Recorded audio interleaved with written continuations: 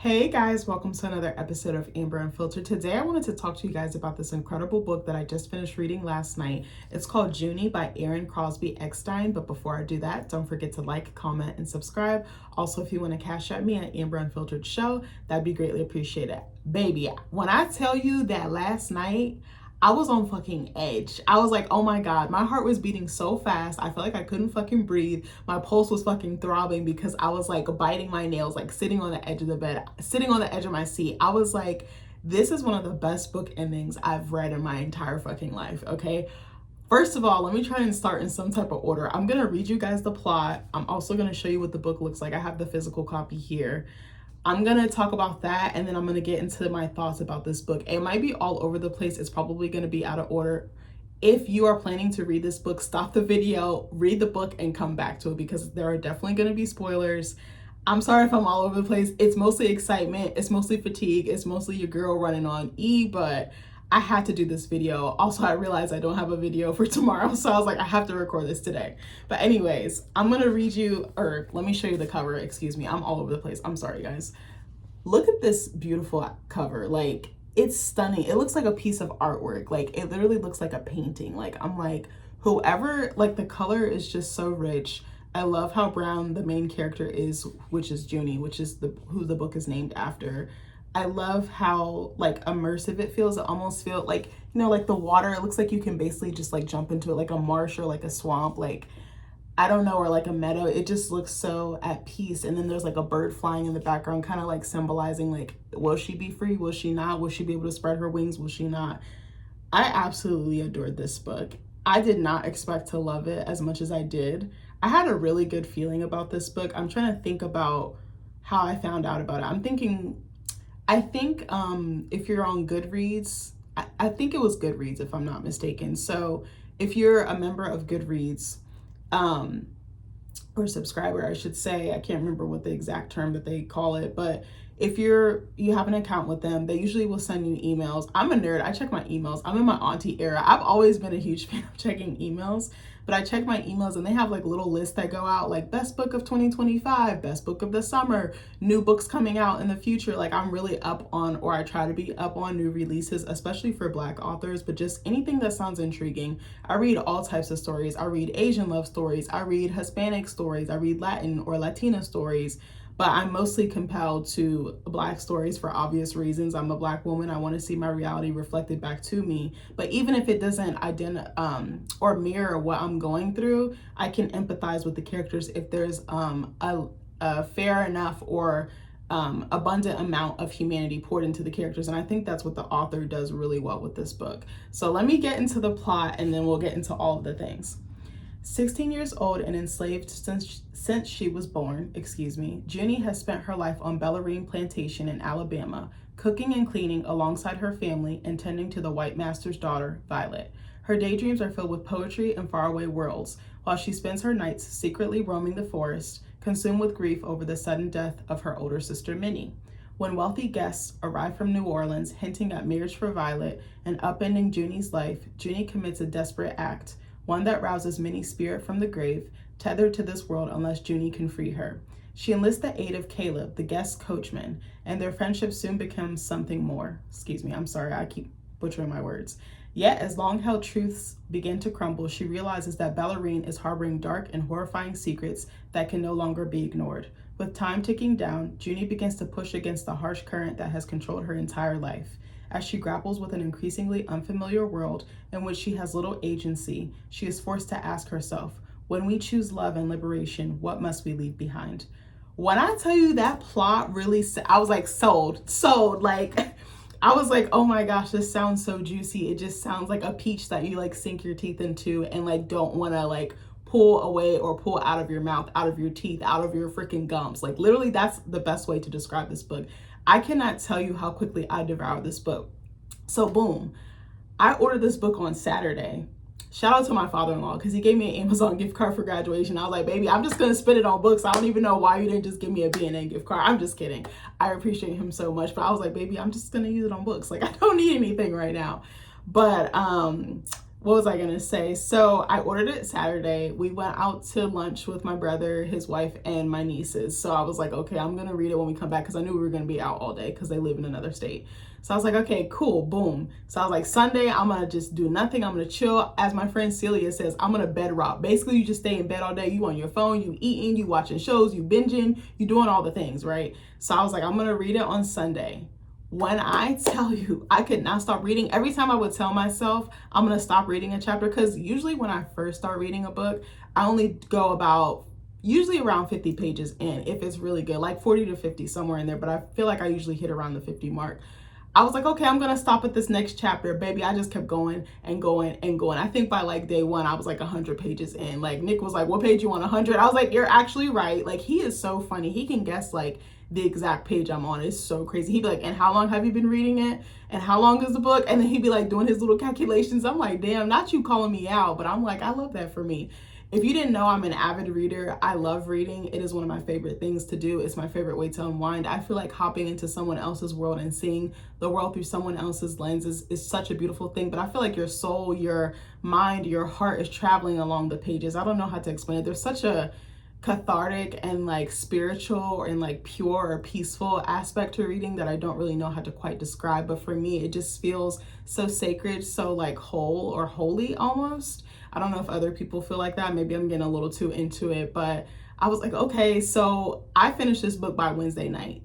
That's how quickly I finished this. This book is like 358 pages long, not including the acknowledgments. I was like, I tore this book up. If I didn't have work and other stuff to do, I probably would have finished it in 1 or 2 days, honestly. Like, that's how fucking good it was. First of all, the way that she writes with such detail, such clarity. And again, the way she's developed the characters, they're not one-dimensional. They have so many layers. They have so many different sides to them. They feel familial. They feel familiar. And we all know some of these characters in our family. We all have met someone like this, even if they're not related to us, but you've had a connection or some type of interaction with people like this. You would think for them being in bondage, not diminishing the things that they went through, because the things that they went through were horrifying. I'm gonna preface it with that, but I think they seem to be able to find their little slice of heaven, even though they're in such a confined bubble. Like, their bondage like insulates them. Like, they only know this plantation, they only know this manner, they only know this way of life. But I love that Junie wants more for herself. She sees more for herself. She's a dreamer girl. She's a creative girl. She's a lover girl. But it's like this thing has so much say-so and control over her life. And Junie's in a very interesting predicament, because we all know that if you were darker or brown skin, you tended to work in the fields or doing some other like artisan or craft, like, you know, woodworking or blacksmithing or something to that effect. But she is darker skinned and she's actually able to be in the house because the master's daughter is around the same age as her. I think she's like a year older than Junie, who's the main character. And she takes a liking to her, and so they become friends. So basically her parents gift Junie, which is crazy work to gift a person to another person, but that's a whole other conversation, as a servant. So she basically waits on her hand and foot her entire life. But Junie it's interesting because also the master's daughter, whose name is Violet, allows her to read. She reads poetry, so she knows about like Wordsworth, is it Keats, like poets like that, Emily Bronte, things like that, like stuff she shouldn't really know.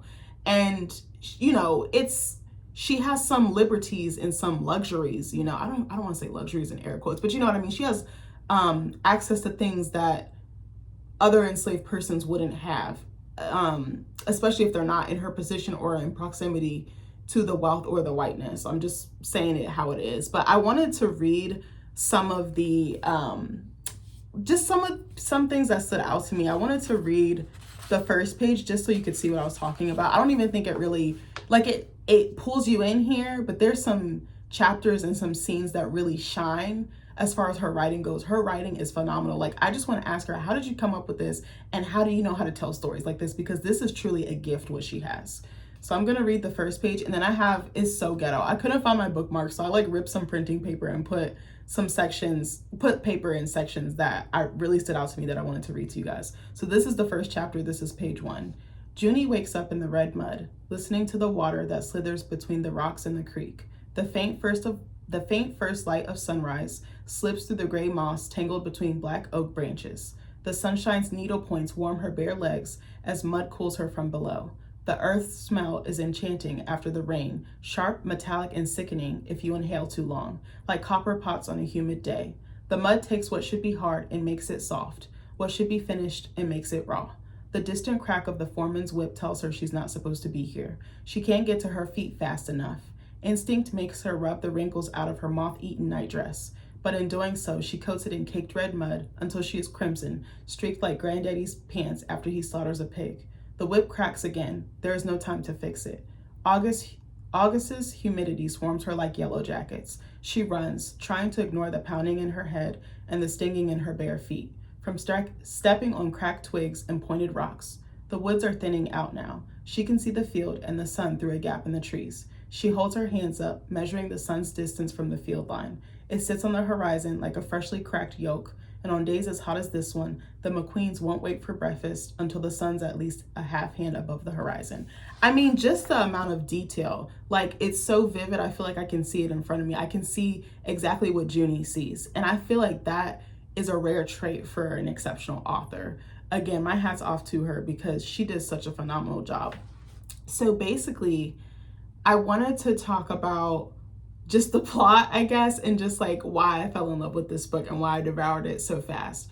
So it kind of, it talks about the comings and goings, like the ins and outs of her life, basically being enslaved. So I told you guys, she's been basically, I don't want to say betrothed, because you know that's more for like marriage, but she's basically been,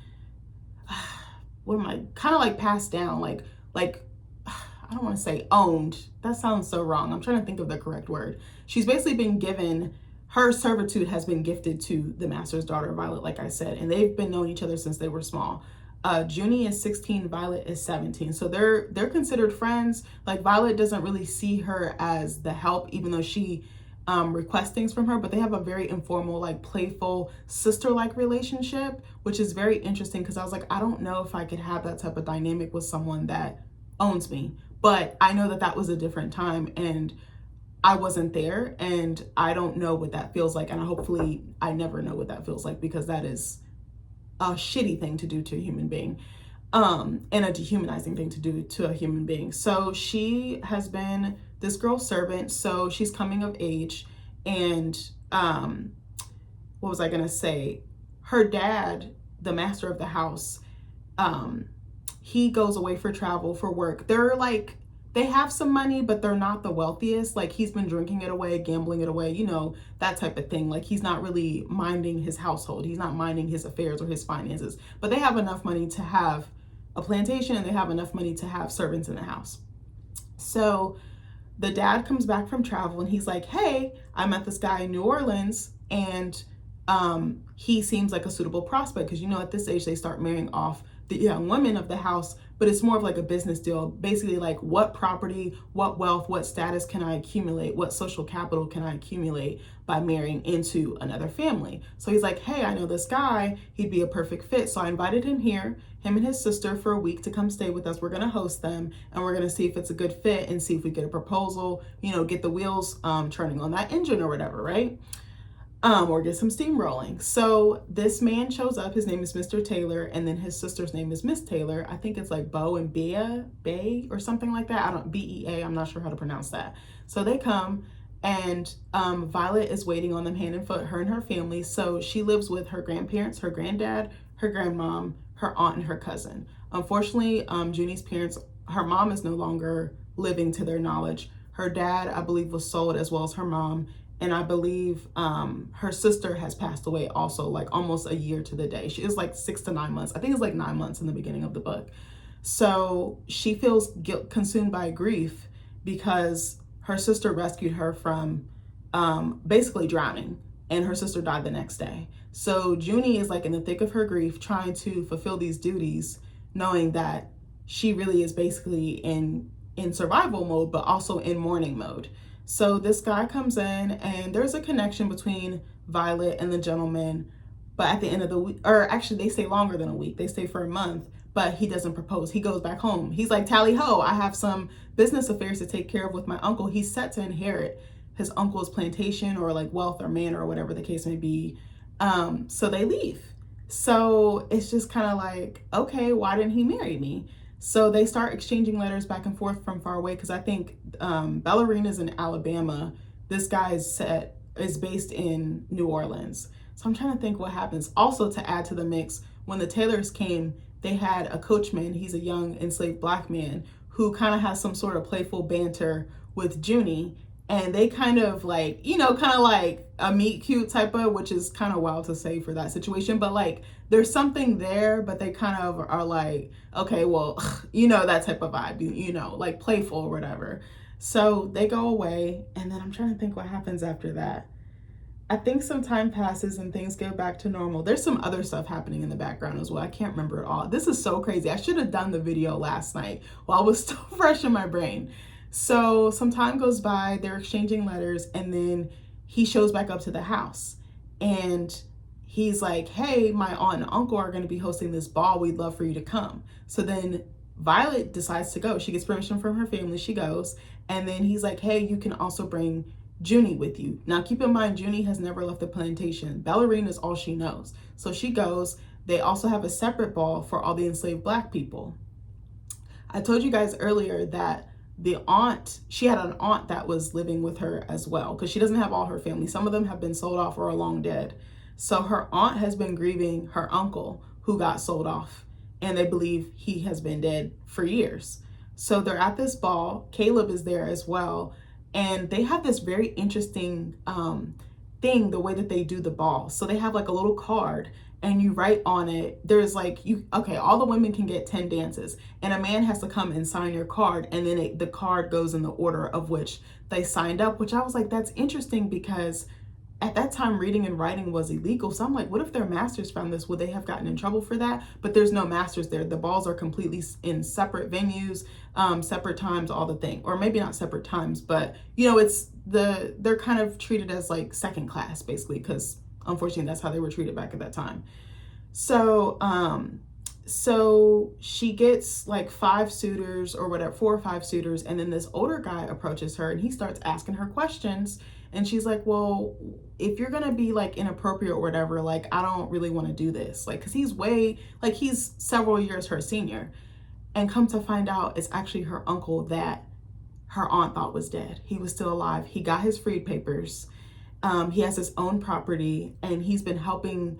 There's a white man that's been ferrying enslaved persons who have been running to seek freedom.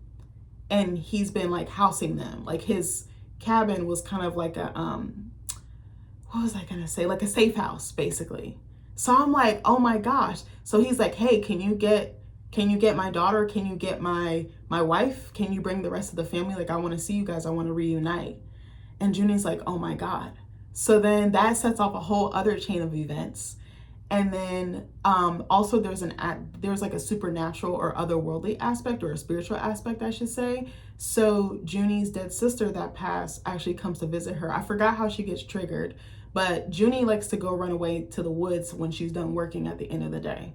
So she somehow comes across her there, and her sister is like, I'm kind of stuck in between worlds. I'm kind of stuck in between hell and heaven. I need you to complete these couple of tasks to set my spirit free and let me go on to the light. So there's like all these working things. I cannot stress enough how good the writing is, how the pacing is perfect. There's enough action, there's comedy. You would not think that there's comedy in such a horrific situation, right? There are a couple of scenes that really go there as far as the brutality of enslavement, especially there's a scene where it describes someone that Junie's grandmother saw run away when she was coming up before Junie was born, and how they were treated. It is brutal. Like, it made me sick to my stomach.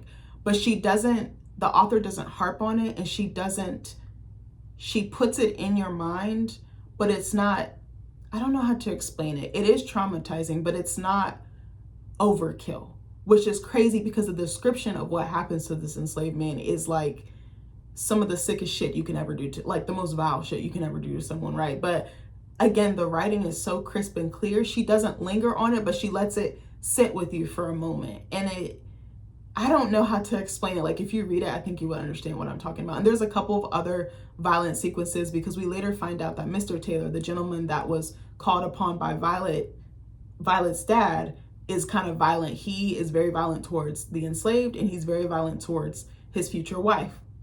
Well, there's a whole other fucking twist. Violet is actually queer, and she's in love with her husband-to-be's sister. And they've been fooling around carrying on a secret love affair. And Junie finds out. I mean, there's so many, it's just so juicy. It's so engaging. It's so compelling. Like, this author had me wrapped around her finger. Like, I cannot stress this enough. So there's so many other things that happen. What I think I love the most, again, how she humanizes our ancestors without making a mockery, without feeding into certain tropes or stereotypes. The language is rich, the imagery is rich, their experiences are rich. I think for so long, I have only seen the worst of the worst depictions of enslavement. I really didn't know that there were so many other aspects to it. Now, as I get older and I get more information and get more education about it, I have different perspectives. My mind is opening more. Like, I feel like the only two things I saw was either us being brutalized, like whipped or something to that effect, or punished for trying to run, and us in the fields. I didn't really see anything else. Not even really us being in the house, or us woodworking or doing artsy things. I actually told my boss this the other day at work. I was like, it makes a lot of sense why a lot of Black people are creative, because our ancestors were. And I'm not just talking about like regular arts like writing or music or things like that. I think a lot of us do get gifts passed down generationally, but I'm talking like woodworking, pottery, painting, stuff like that, because they literally did it during that time that our ancestors helped fuel this economy. They curated a lot of the things that we see, and we don't even know about it because it's been erased or it's been hidden in plain sight 9 times out of 10.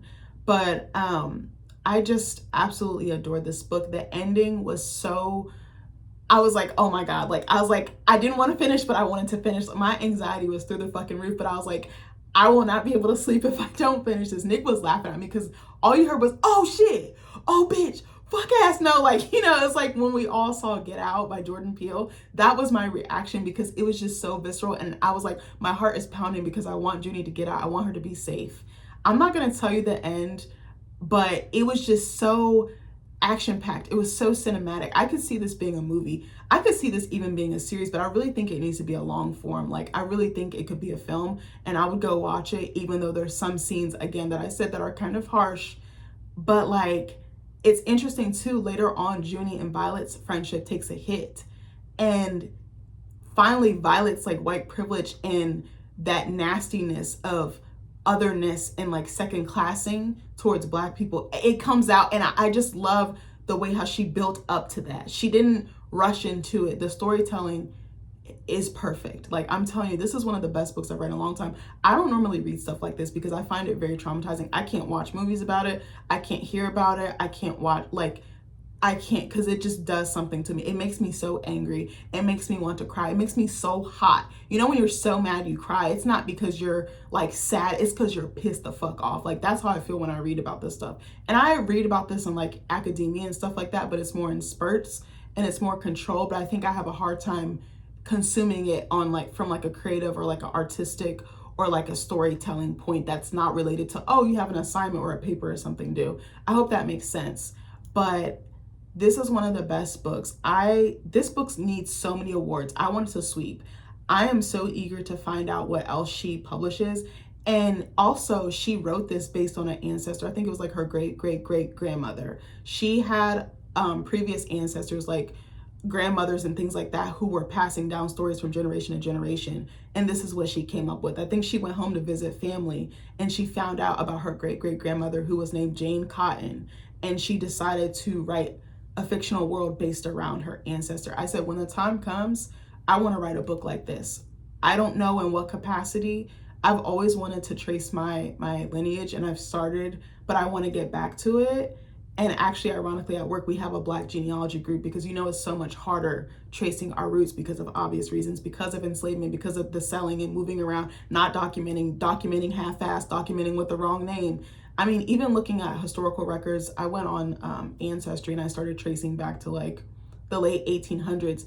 My great-great-grandmother's name is misspelled so many different times. Her name was Annaliza.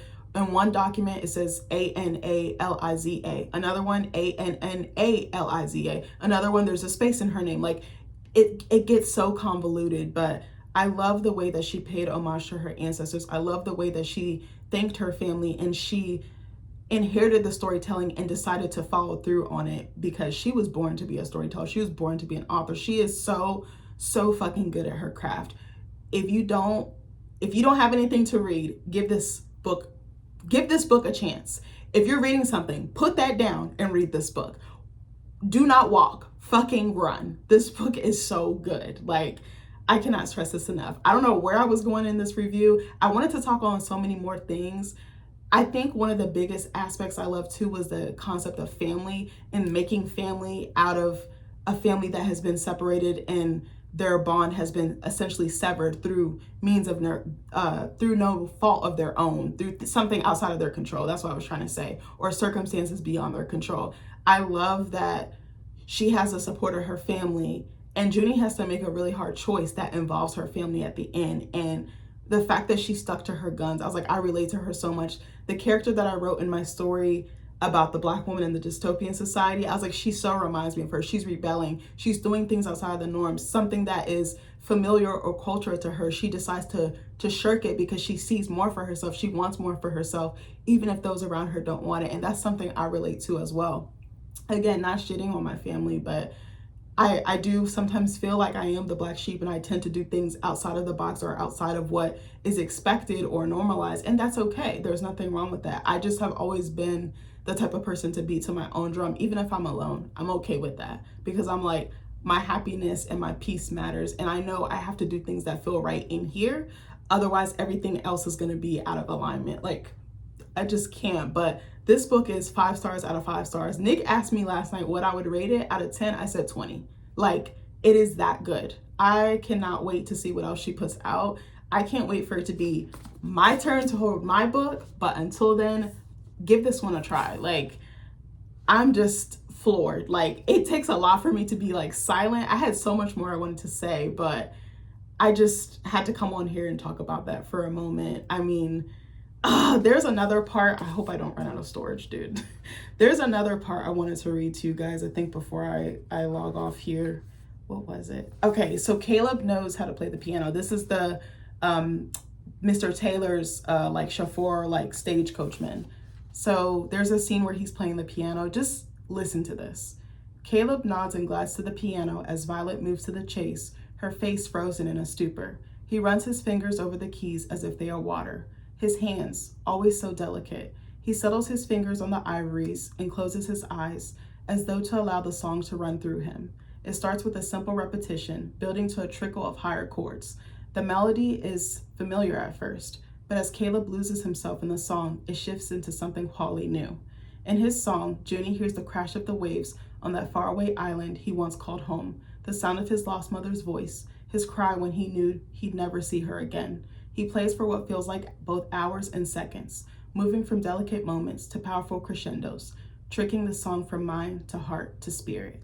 I mean, it's just so gorgeous. There were sometimes I cried. There were sometimes I laughed so hard and cried, like, because it was emotional, but not in a painful way. Cried because I could feel them, because their humanness spoke to me on such a deep, visceral level. Like, if you really want to go on a journey, read this book. I'm telling you, it will literally change your life. But anyways, this is the end of my video, guys. I love you guys, and I'll see you in the next one. Bye.